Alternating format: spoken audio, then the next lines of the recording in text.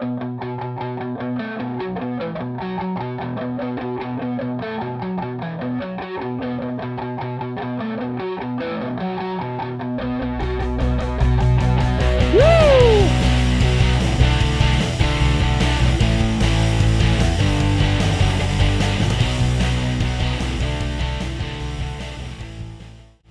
right, what's going on, guys? Johnny on the track back with another video. One of my favorite weekends is upon us, Bristol Dirt.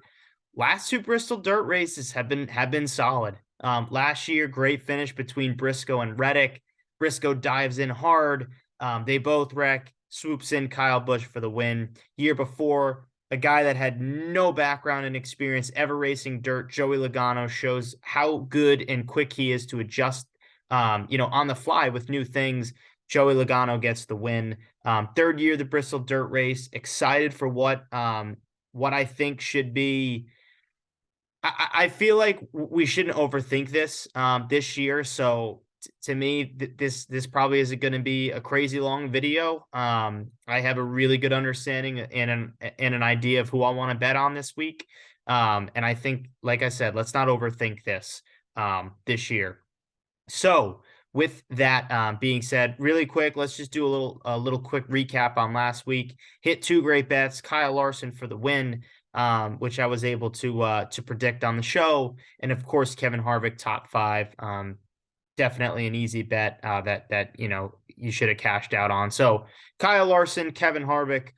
Good week last week for us at Richmond, but now on to Bristol Dirt. All right, so like I said, let's not overthink a lot of this stuff here. So the top two guys I'm looking at this week, I don't love the numbers. So I think maybe what you want to do here is wait till practice, wait till qualifying. Maybe we can get these guys with shifted odds, or maybe they'll get even worse, in terms for the better. So two guys, Christopher Bell, Kyle Larson, plus 550 for Larson, plus 650 for Bell. They haven't really had the success that I think a lot of people would have thought. Two top tier dirt racers, two of the biggest names in all of dirt racing when it comes to NASCAR and dirt racing, Christopher Bell and Kyle Larson. They haven't done what a lot of us expect them to do. But from what I saw last year, a guy like Reddick, a guy like Briscoe, who have a dirt background, were in it to win it at the end.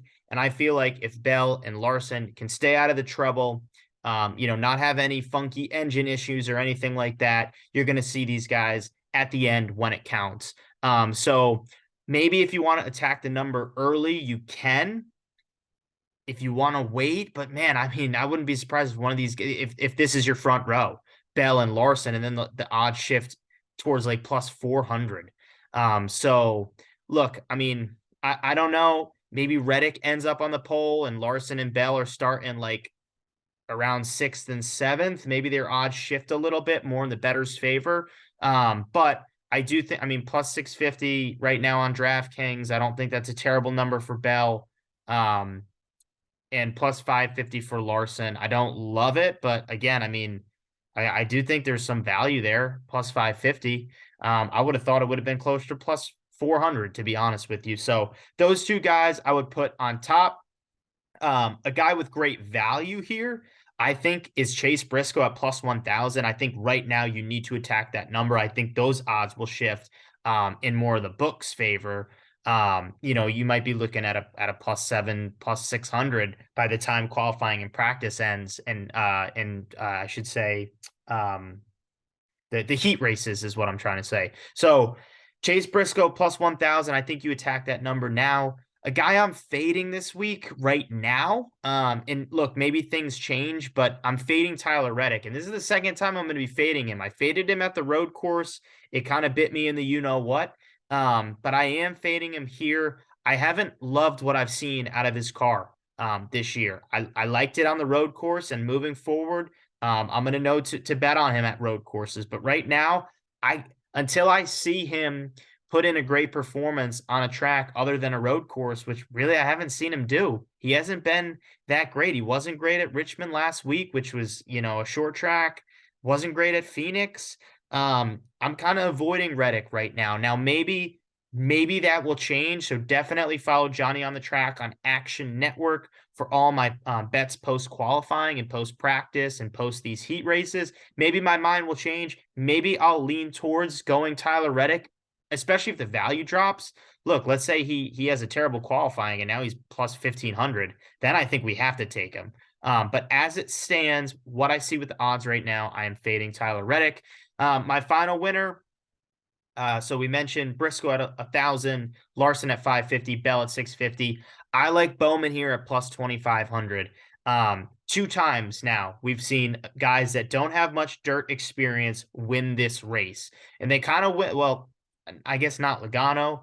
Logano was pretty solid that year that he won, but last year, I mean, Kyle Busch, a win kind of fell right into his lap. He was just solid all day, strong when it counted at the end. He was there giving himself a chance. And again, the win kind of fell right into his lap.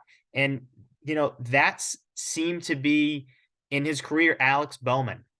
Bowman's been really, really strong on every single track we've gone to this year. I continue to take a chance on him because I like the numbers that the books continue to give us. Plus 2,500, I think, is a really, really good number to get Bowman at. I think if you're looking at a guy to steal a win, and again, like a guy with not a lot of dirt background to win this thing, I like Bowman. And that's not to say, I mean, Bowman races dirt. He does in fact race dirt, but he's not on the level of a Briscoe, a Larson, and a Bell. And I think if a win is to kind of fall into somebody's lap like it did last year, I think Bowman is a good guy to bet on. Top 5 of the week, Ross Chastain. He's got 2 DNFs at Bristol Dirt, but if you actually look back at his kind of average running position, he's been pretty solid. I like this style track for him, a shorter track with an aggressive style of racing. I think if Ross Chastain can just have a clean race, avoid the trouble, like I said, not with the Bell and Larson thing, not have any issues with the car. I think the top 5, there's great value at plus 200 to get Ross Chastain into the top 5. Now we'll go with some kind of wild cards. So 2 top 10 bets I like. Well, I guess 3, but they're kind of grouped into 2. The first is Front Row Racing. For one of those guys to get a top 10, if not both. Coming off great runs recently, both Gillen and McDowell. McDowell, if you remember, had a top 10 here last year. And I think the year before, hold on, let me get this up. I think the year before he actually had a good run as well.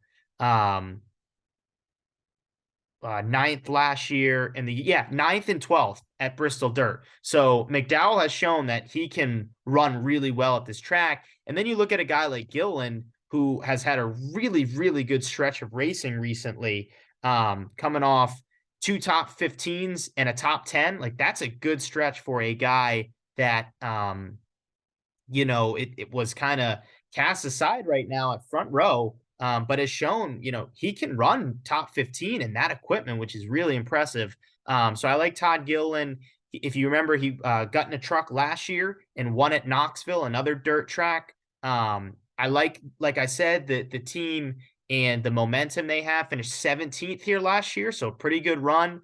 I think Front Row brings some good cars, and I think one of those guys, if not both, may find themselves in the top 10. And then the other guy you can look at for a top 10, a head-to-head, maybe a top Chevrolet prop, something that'll really win you some bread, and you don't have to put a lot of money on that, is Ricky Stenhouse Jr. Right now, plus 2,000 to win. I don't love those odds to win, but I'm probably going to attack his head-to-head matchup.